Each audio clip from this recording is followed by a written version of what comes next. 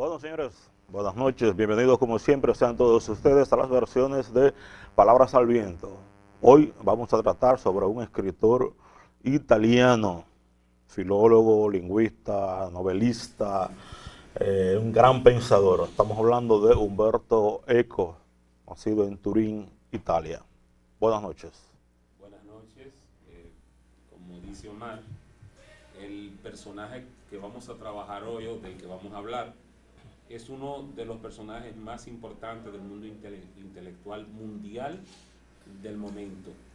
Humberto Eco, desde el año de 1962, en que publica uno de sus libros más famosos, Ópera Aperta, de la que hablaremos en un momento, se convierte desde ese mismo momento en uno de los pensadores más estudiados y a los cuales hay que hacer referencia cuando se habla de intelectuales a nivel mundial.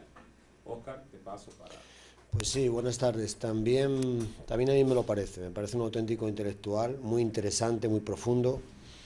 Tiene cierta especialización en el mundo de los signos, en la semiótica. Digo cierta, no tiene mucha especialización porque ha corroborado todas las teorías de Peirce y de Ferdinand Saussure y la verdad es que ha trabajado mucho ese mundo dentro de lo que es la comunicación de masas. Tiene muchísima experiencia y tiene sus propias teorías. Lo que pasa es que nosotros vamos a tratarlo fundamentalmente como escritor, porque el programa es de literatura, pero no hay que perderse de vista el pensamiento que tiene Umberto Eco. Es un auténtico intelectual, como decía, vamos a tener ocasión de demostrarlo y es un lujo tenerlo vivo. Vale la pena escucharle hablar, aunque sea italiano, y vale la pena conocer un poco las características de su pensamiento. Me parece que vamos a tener también ocasión de ver un poco el grueso, por lo menos las obras más importantes suyas. Fíjense que la más importante, por lo que se le da a conocer dentro del mundo de la literatura, es muy tarde, es en el 1980 con El nombre de la rosa. Sin embargo, en el mundo intelectual y en el mundo de la semiótica ya tenía una trayectoria bastante amplia, pero ya pasa a ser un poco una cultura de masas y en unas obras, a partir ya del nombre de la rosa, que incluso, como después veremos, pues se lleva al cine, interpretada por actores muy importantes, por Sean Connery, en fin, le da otra connotación ya como literato. Pero la verdad es que, aunque le tratemos más como literato, vamos a tratar, por lo menos, de salpicar un poco de rasgos de su inteligencia, de su formación y de su pensamiento para que quede demostrado su interés también como hombre intelectual. Sí, precisamente, Oscar, eso es lo que ocurre con Umberto Eco, es un intelectual a cabalidad y pienso que global, encierra muchas cosas en sus conocimientos. Humberto Eco es un hombre que hace críticas al gobierno. Humberto Eco es un hombre que habla sobre el futuro de los libros, de la imprenta o de la palabra escrita versus lo que viene a ser ya la digitalización de los textos.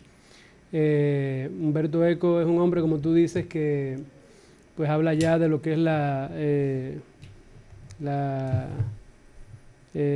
masa, La comunicación de la masas. comunicación de masas y todo eso. Y todo eso lo traduce... Conciencia colectiva. Sí, por supuesto, todo eso lo traduce a lo que es la literatura. Él dice que le han hecho preguntas de cómo, además un gran filósofo, le han hecho preguntas de cómo él contrapone lo que es una charla o alguno de esos escritos que tienen que ver con filosofía versus una novela, una de sus novelas. Y él dice que eso siempre se ha hecho, que a través de la ficción los grandes pensadores han tratado de explicarse los fenómenos de nuestro mundo. Entonces yo pienso que es un hombre muy realmente completo y que nosotros debemos abordarlo, como dice Oscar, básicamente tocando lo que es su obra literaria, pero también viendo algunas aristas de lo que es su vida en general. Creo que aspectos importantes de Umberto Eco que nosotros debemos tratar es el hecho de que Similar al caso que nos sucedió en la literatura mundial con José Saramago, Humberto Eco es un escritor, un novelista que llega a la novela bastante tarde en su vida, ¿no? Ya a la tercera edad. Sin embargo, con qué fuerza entra en el mundo novelístico mundial. La novela El nombre de la rosa no es solamente un ejemplo de la novela ultramoderna, sino que es una especie de modelo para analizar, para abordar la novela, no la historia novelada como se nos tiene acostumbrado, como es el caso, por ejemplo, de Los Miserables de Víctor Hugo, para mencionar algunos de los ejemplos meritorios, o el caso de La Fiesta del Chivo, o así varios ejemplos. Es que el caso es contrario, el término es invertido. En este caso podría ser la novela historiada, o sea, con elementos que pertenecen a la ficción, pero que perfectamente podrían incluirse dentro de lo creíble, dentro de lo verosímil, y esto hace un tipo de novela bastante erudita, y esto hace que el autor mismo sea considerado como un modelo nuevo en el plano de la novelística mundial. Yo creo que con El nombre de la rosa y también con otras novelas y otros escritos de Humberto Eco, como es por ejemplo El péndulo de Focal, estamos ante una nueva visión del quehacer novelístico en el mundo. Y la importancia de nosotros tratar a Humberto Eco en la noche de hoy es justamente porque queremos presentar una visión nueva de esa novelística que es sobre todo erudición y que parte desde la visión analítica de un hombre, desde la visión del conocimiento de un hombre, más que desde la importancia de sus personajes propiamente dichos o del hecho narrado. Hay una anécdota interesante sobre la novela El nombre de la rosa, y es que se dice que la novela fue rechazada muchas veces porque los editores lo que ponían en contra de la novela era que las primeras 200 páginas de la novela es una introducción y es una descripción de la época, el año 1327, y ellos decían que ningún lector iba a abordar una novela en donde tuviese que leer las 200 primeras páginas solo para informarse de la época histórica. Pero parece que estaban equivocados los editores, porque la novela fue un éxito, fue un bestseller, y se equivocaron completamente porque la gente la ha leído y la ha leído con gusto. También hay que ver una cosa de Humberto Eco. A pesar de que él llegó tarde a la novela, él confiesa en algunos escritos en el libro sobre literatura que él empezó temprano. Realmente él empezó desde los 9 años. Lo que pasa es que no tuvo ningún éxito y empezó en la escuela. Con un escritor como él, ya que él tenía tantas teorías sobre la lengua, una forma de demostrar muchas de sus teorías sobre la lengua y el signo era precisamente escribiendo una novela. Pero yo quería entrar ahora a hablar un poco de lo que es la ópera aperta, que es la primera de las grandes obras teóricas de él sobre lingüística, sobre semiótica, sobre el signo. Él es el primero que dice que en el siglo XX, el primero que dice que la novela ya en el siglo XX dejaba de ser, y no solo la novela, el arte en sentido general, ya el arte en sentido general exigía a un espectador, en el caso de la pintura, y en el caso de la música, y en el caso de la literatura, exigía a un lector preparado para reconstruir y para terminar la obra. O sea, no bastaba compararse frente a la obra y la obra me daba toda la información, que era lo que pasaba anteriormente en novelas como la que usted mencionaba, Los Miserables. Es una novela cerrada, un universo terminado, acabado. Humberto Eco descubre que en el siglo XX ya el autor no busca terminar la obra, sino dejarla abierta para que haya múltiples interpretaciones. Y de ahí es que nace la palabra ópera aperta u obra abierta. O sea, en el siglo XX es el siglo del nacimiento de la obra que exige un poco el esfuerzo del receptor o el esfuerzo del lector para complementar lo que está leyendo. En el siglo XIX no pasaba eso y a principios del siglo XX no pasó. Eran universos cerrados. Incluso en el cuento, que es un género tan delicado, uno nota en los tiempos, o sea, leyendo a Quiroga a principios del siglo XX, que hay cuentos de Quiroga que como se exigía un universo cerrado, ¿qué hace Quiroga?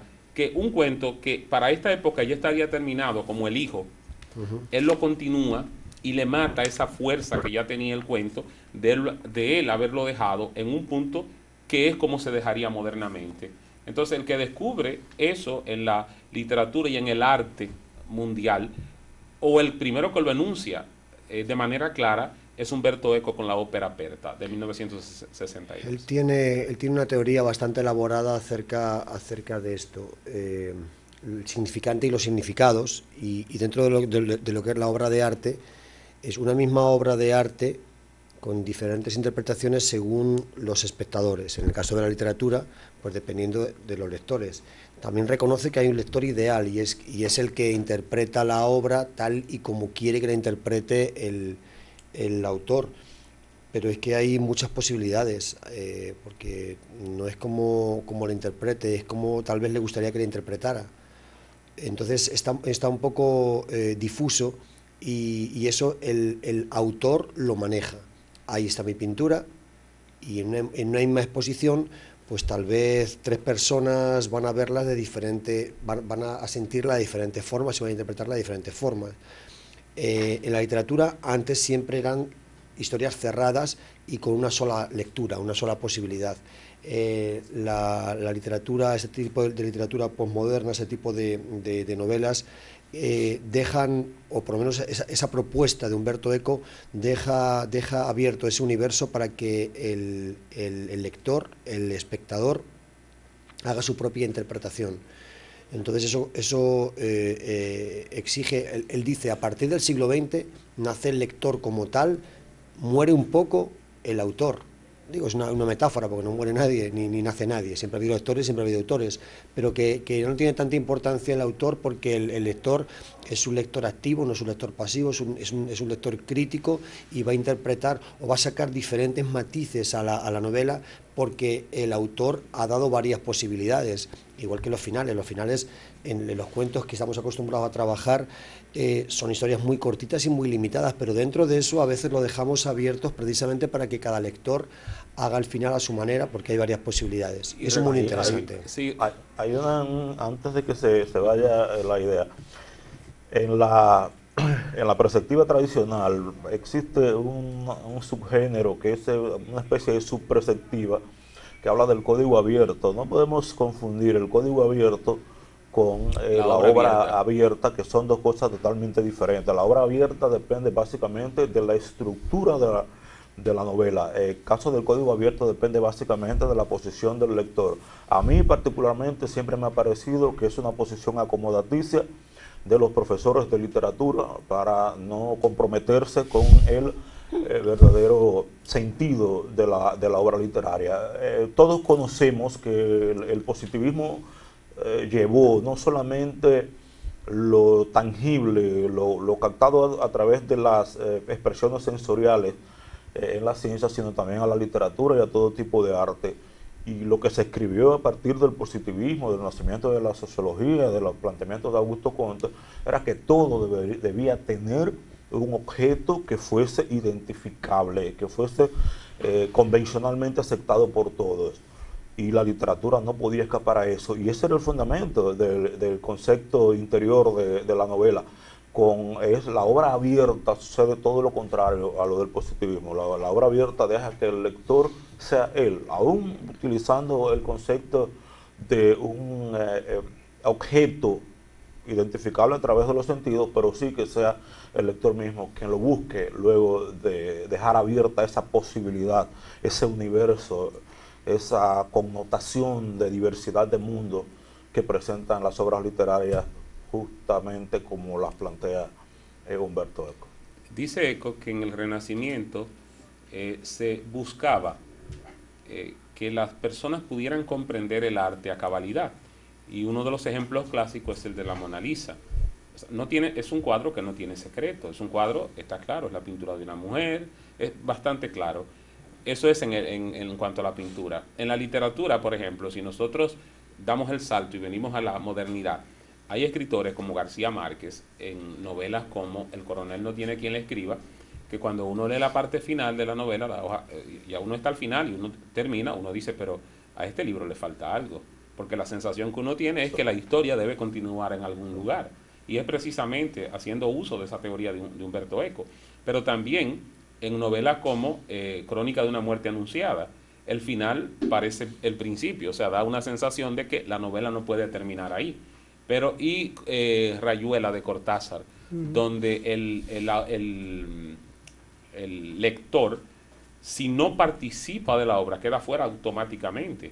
Yo pienso que es la primera gran novela latinoamericana en la cual el autor desaparece y hace trabajar al lector, porque lo mete en la obra de un modo tal que es